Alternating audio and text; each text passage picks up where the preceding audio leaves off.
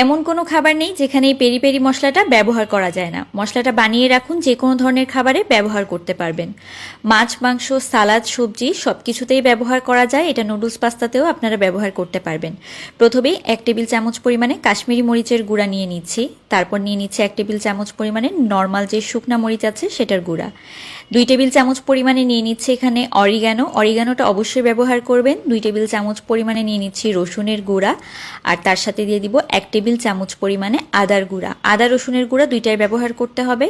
আমচুর powder নিচ্ছি, মানে শুকনা আমের গুঁড়া, কাঁচা আমের গুঁড়া, তো এটা আমি 2 টেবিল চামচ পরিমাণে দিয়ে দিলাম। 1 টেবিল চামচ পরিমাণে দিয়ে দিচ্ছে এখানে গোলমরিচের গুঁড়া, কালো গোলমরিচটা ব্যবহার করেছি। 1/2 টেবিল চামচ পরিমাণে নর্মাল খাবার যেই লবণটা সেটা দিয়েছি, আর 1/2 টেবিল চামচ দিয়েছি আমি এখানে বিট লবণ, আর তার সাথে 2 টেবিল চামচ পরিমাণে চিনির গুঁড়া। সরাসরি চিনিটা ব্যবহার করবেন না, চিনিটা গুঁড়া করে তারপর ব্যবহার করবেন।